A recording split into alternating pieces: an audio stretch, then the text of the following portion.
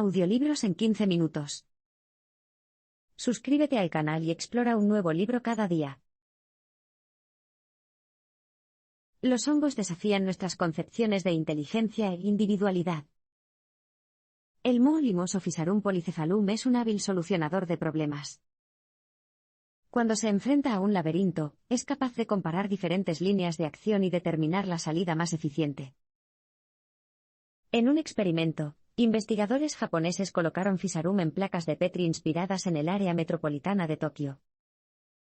Los copos de avena, que el hongo podía utilizar como alimento, se utilizaban para delimitar los principales centros urbanos, mientras que las luces brillantes y dañinas representaban obstáculos, como las montañas. Después de solo un día, el Moho limoso descubrió la ruta más rápida entre los copos de avena. Sorprendentemente, su red se parecía casi de manera idéntica al sistema ferroviario existente de Tokio. Physarum es capaz de navegar por su entorno y tomar decisiones a pesar de no tener cerebro ni sistema nervioso central. ¿Significa eso que carece de inteligencia? ¿O podría ser que Physarum y otros hongos posean inteligencia, solo que un tipo de inteligencia completamente diferente a la de los humanos? El mensaje clave aquí es: los hongos desafían nuestras concepciones de inteligencia e individualidad. Los hongos son una forma de vida basada en redes, formada por una colección de tubos delgados llamados hifas. Cuando las hifas crecen, se ramifican y se enredan, forman la densa red conocida como micelio. Pero las hifas también se convierten en cuerpos fructíferos como los hongos. Abre un hongo en rodajas y verás el mismo material que forma el resto del micelio. A menudo, el propósito de estos cuerpos fructíferos es dispersar las esporas reproductivas. Suena bastante simple. Pero trata de responder a esta pregunta: ¿las redes miceliales son individuales o colectivas? Por un lado, podemos ver cada red micelial como un enjambre de puntas de hifas. Cada punta funciona de forma individual, no hay un líder ni un centro de mando central. Sin embargo, al mismo tiempo, todas las puntas de las hifas están conectadas entre sí, no se puede desmantelar una red micelial hifa por hifa. Reduzca un micelio a un solo tubo delgado y podrá regenerar toda la red.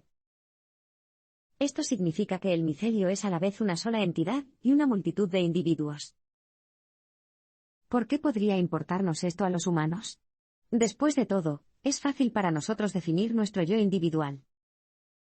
Terminamos donde terminan nuestros cuerpos, ¿verdad? Bueno, no del todo. Nuestros cuerpos contienen comunidades enteras de bacterias, microbios, genes y células obtenidas o heredadas de fuentes dispares. Sin ellos, nos enfermaríamos o incluso moriríamos. Quizás nosotros, como los hongos, somos comunidades vivas, individuales y colectivas a la vez. Y quizás sea hora de que reevaluemos nuestras nociones tradicionales de individualidad, autonomía y yo. Los hongos se comunican con los seres humanos, los animales y las plantas a través del olor. El olor de las trufas es embriagador. Es embriagador, picante y ligeramente dulce. Dirígete a un restaurante elegante y puede que tengas la suerte de que te rayen trufas en el plato, a cambio de 1 centavo. Gracias a su rareza, 2 kilogramos de trufas blancas de Piamonte pueden costar 12,000 euros. Durante la mayor parte del año, las trufas existen como micelios subterráneos. Pero llega un momento en que deben reproducirse. No pueden hacerlo bajo tierra, donde no hay corrientes de aire ni animales que dispersen sus esporas. Así que las trufas deben encontrar un camino por encima del suelo. Para ello, liberan su característico aroma irresistible y, pronto, animales y humanos vienen a desenterrarlos. A través del olfato, las trufas hablan en un idioma que todos entienden. Este es el mensaje clave: los hongos se comunican con los humanos, los animales y las plantas a través del olor. Los aromas de las trufas han evolucionado específicamente para cautivar a los animales. Los osos arrojan troncos a un lado para encontrar los hongos. Los alces cavan tan intensamente en busca de ellos que se ensangrentan la nariz. Y cuando se trata de humanos, las trufas se asocian a menudo con el sexo. La palabra trufa en realidad se traduce como testículo en muchos idiomas. Pero incluso antes de que una trufa atraiga a un oso, un alce o un humano, depende de la seducción para sobrevivir. Primero, las hifas de la trufa atraen a otras hifas para crear una red micelial. Luego, se cree que los micelios de la trufa liberan feromonas que incitan a otros hongos a aparearse con ellos, a fusionarse y combinar su material genético. El producto de esta unión es la trufa. A continuación, la trufa joven debe encontrar una planta con la que asociarse, ya que no puede producir los compuestos de carbono que necesita para sobrevivir por sí sola. Para ello, las hifas de los hongos y las plantas participan en una danza química de llamada y respuesta. Las raíces de las plantas producen compuestos que hacen que las esporas de trufa broten y que las hifas crezcan más rápido. Los compuestos fúngicos responden haciendo que las raíces de las plantas se expandan en ramas plumosas. Este ritual de cortejo está diseñado para aumentar la probabilidad de que las puntas de las raíces y las hifas de los hongos se unan. Cuando las trufas están listas para reproducirse, liberan el cóctel químico que representa su aroma característico.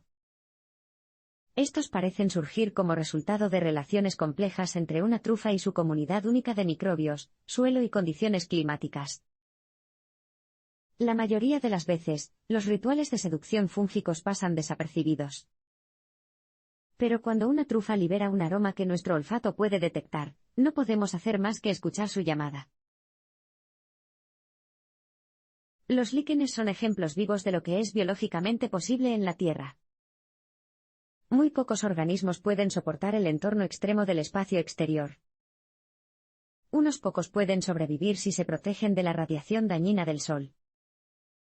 Sin embargo, hay un curioso organismo que sigue vivo incluso cuando se expone directamente a los rayos cósmicos más peligrosos. Ese organismo es un líquen. Los líquenes pueden sobrevivir en muchos entornos extremos, no solo en el espacio. Viven tanto en desiertos abrasadores como en gélidas tundras. Y también son notables en otros aspectos, pueden resucitarse después de 10 años de deshidratación, y algunas especies pueden vivir miles de años. Las numerosas características únicas de los líquenes los han convertido en los favoritos de la investigación biológica, especialmente en astrobiología. A través de los líquenes, los científicos pueden poner a prueba los límites de la vida terrestre.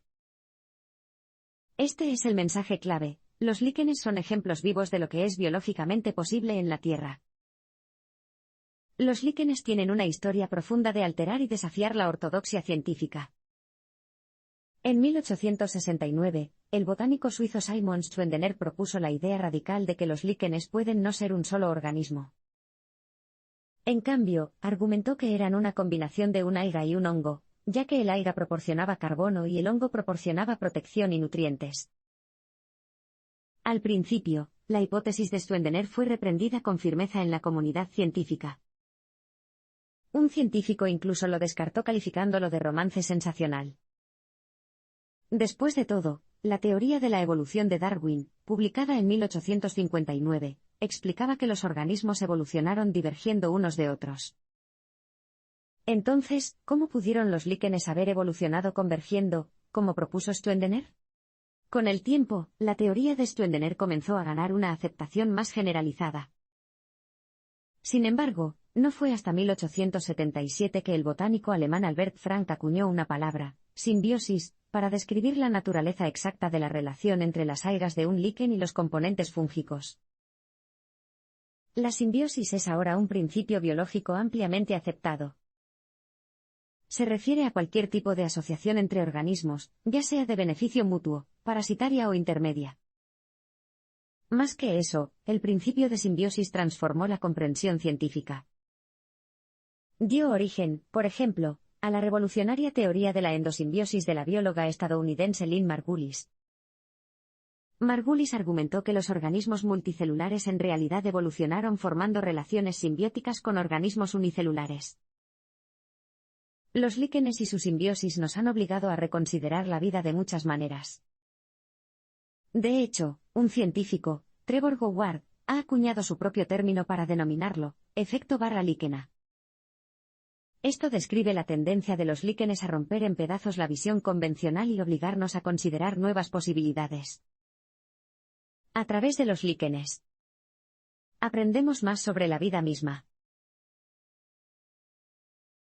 Las sustancias químicas de los hongos tienen el poder de alterar la mente humana y animal.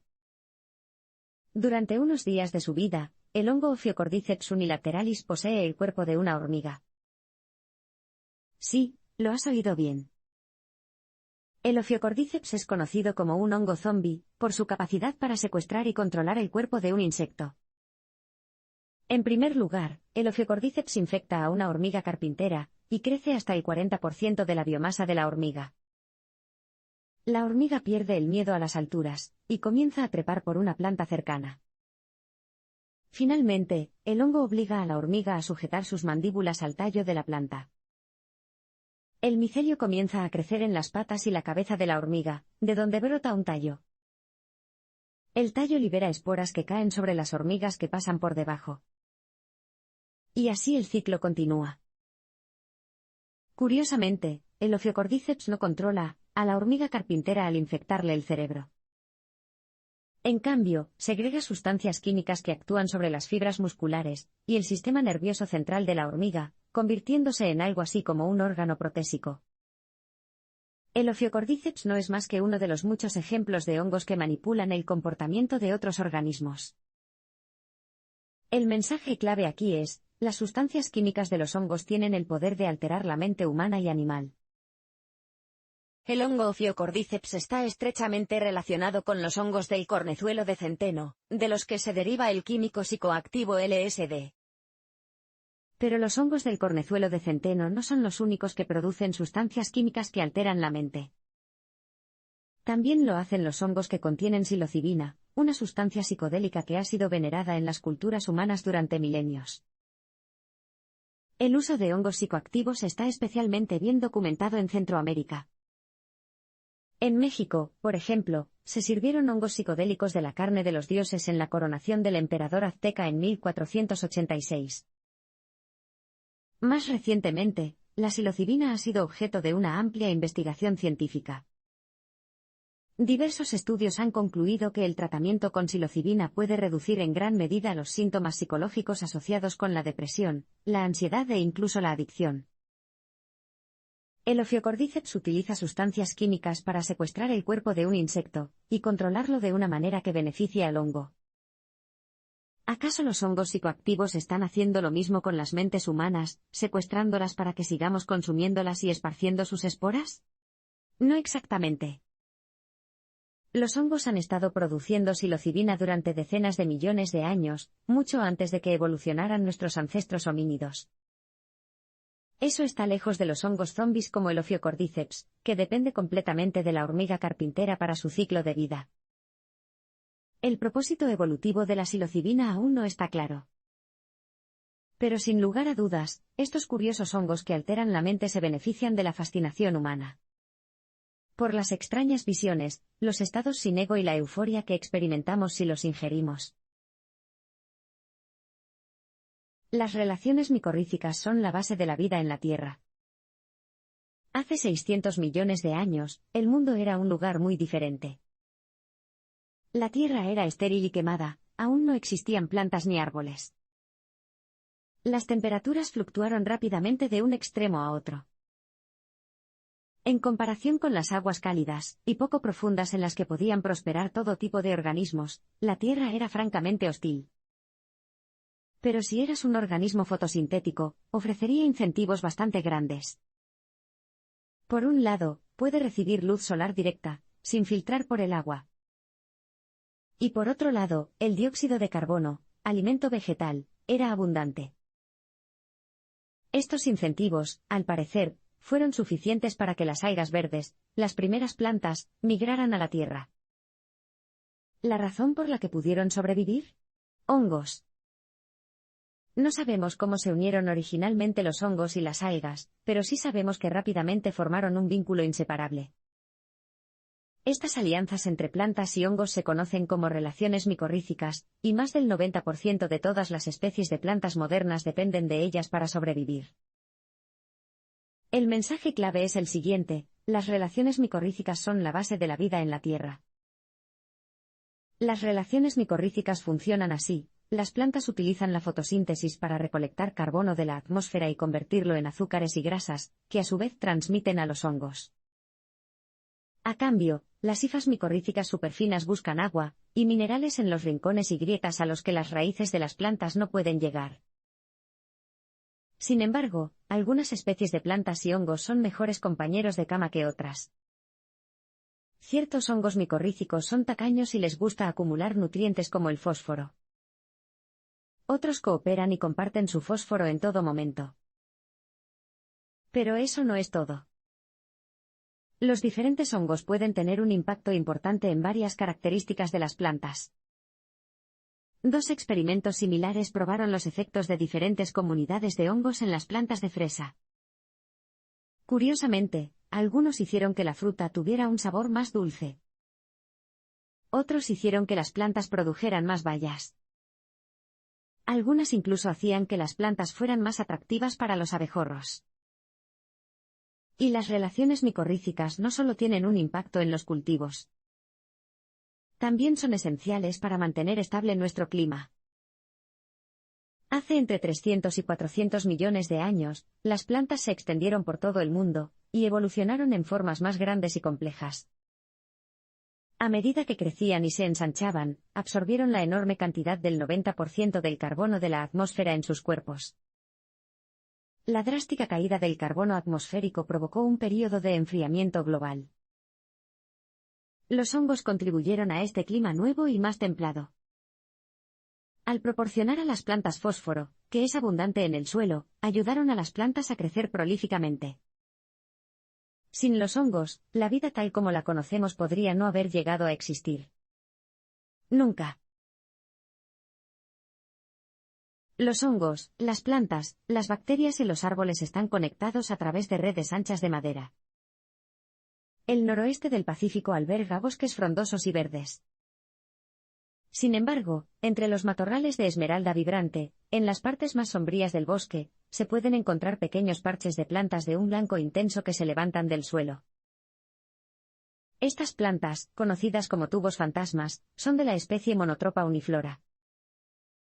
A diferencia de la mayoría de las plantas, no tienen la capacidad de realizar la fotosíntesis y, por lo tanto, no tienen hojas ni coloración verde. Pero si no pueden realizar la fotosíntesis, ¿cómo sobreviven?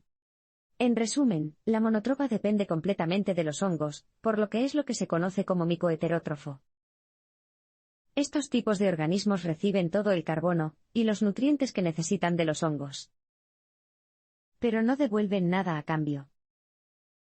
El misterio de esta curiosa relación aparentemente unilateral revela una vasta red interconectada de redes micorrízicas escondidas bajo el suelo. Este es el mensaje clave: los hongos, las plantas, las bacterias y los árboles están conectados a través de redes anchas de madera. La mayor parte del tiempo, las plantas y los hongos comparten carbono y nutrientes mediante una red micorrízica privada. Sin embargo, las redes micorrízicas también se pueden compartir entre dos plantas diferentes. Este es el caso de monotropa.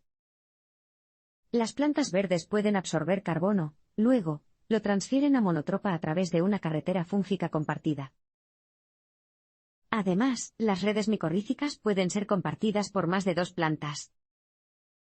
De hecho, estas redes pueden conectar una vasta extensión de árboles, bacterias y plantas a través de las cuales se pueden transportar hormonas, toxinas, nitrógeno y agua.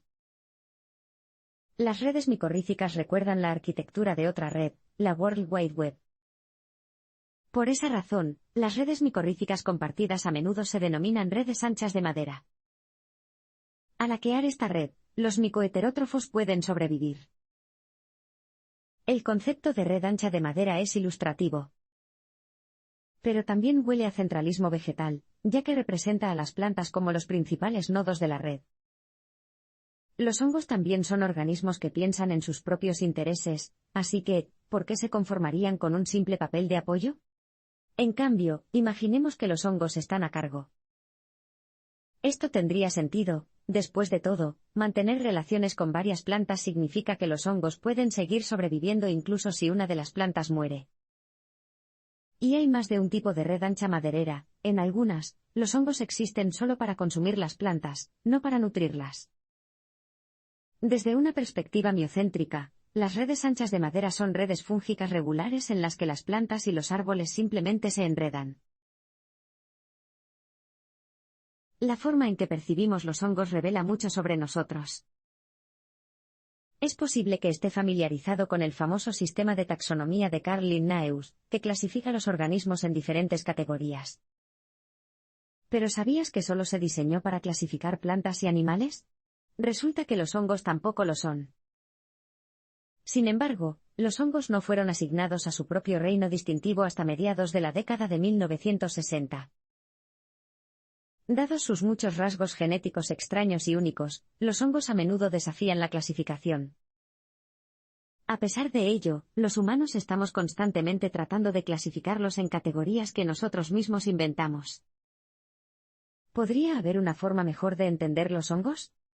El mensaje clave aquí es, la forma en que percibimos los hongos revela mucho sobre nosotros. Un investigador llamado Toby Kears estudia las formas en que las plantas y los hongos mantienen su equilibrio de poder.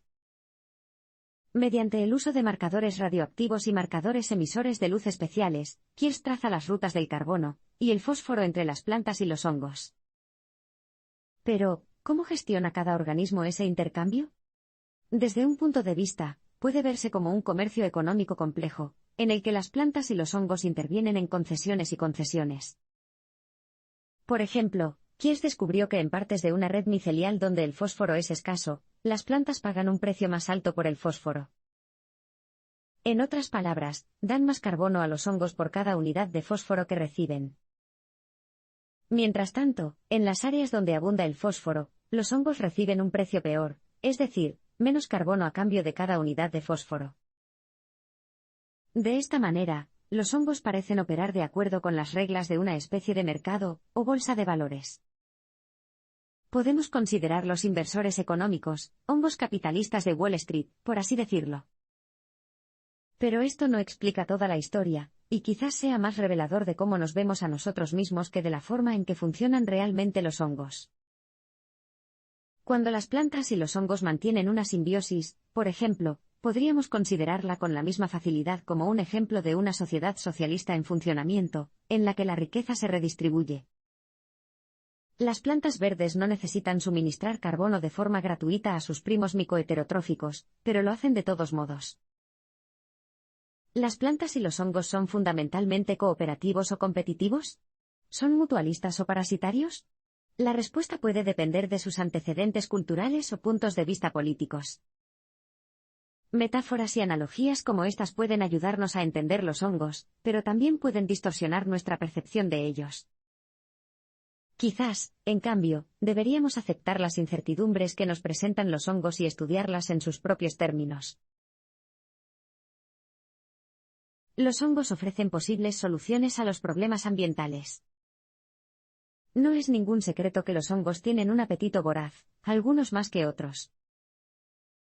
El micelio de Pleurotus, que se convierte en hongos ostra comestibles, es especialmente omnívoro. Si se le presenta una variedad heterogénea de pañales usados, por ejemplo, Pleurotus cenará felizmente. En un experimento, Pleurotus pudo reducir una colección de pañales al 15% de su masa original en 2 meses. Hay algunas cosas que Pleurotus normalmente no come, como las colillas de cigarrillos, que están saturadas de residuos tóxicos. Sin embargo, algunos experimentos han demostrado que es posible entrenar a Pleurotus para que ingiera estas sustancias tóxicas alejando el hongo de otras fuentes de alimentos. El Pleurotus podría utilizarse en los residuos agrícolas para mejorar la calidad del aire y reducir la cantidad de biomasa que quemamos térmicamente. Se pueden utilizar otros hongos para consumir y limpiar residuos radiactivos, neurotoxinas, pesticidas, explosivos como el TNT e incluso algunos plásticos. Este es el mensaje clave: los hongos ofrecen posibles soluciones a los problemas ambientales. Las habilidades únicas de los hongos son muy útiles para descomponer los contaminantes, un proceso llamado micoremediación.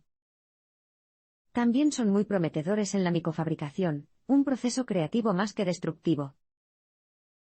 Tomemos como ejemplo a la empresa estadounidense Ecovative Design, que fabrica materiales de construcción a partir del micelio. La espuma micelial se puede utilizar para reemplazar materiales de construcción muy contaminantes, mientras que el cuero micelial puede reemplazar el cuero animal. También hay otras ventajas: los productos miceliales se pueden cultivar en menos de una semana e incluso se pueden compostar al final de su vida útil. Las soluciones fúngicas también se pueden aplicar para mejorar la salud de los seres humanos y de muchos otros organismos. El antibiótico penicilina es quizás el ejemplo más conocido. Pero el micólogo Paul Stamets también está trabajando en un compuesto fúngico diseñado para las abejas melíferas. La agricultura mundial depende en gran medida de la polinización de las abejas, pero sus poblaciones están disminuyendo.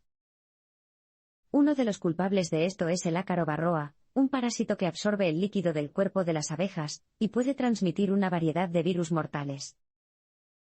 Sin embargo, los hongos que pudren la madera, una fuente rica de compuestos antivirales, pueden administrarse a las abejas para reducir drásticamente su susceptibilidad a muchas de estas enfermedades. Por supuesto, los experimentos de laboratorio no siempre son representativos de cómo funcionarán las cosas en el campo.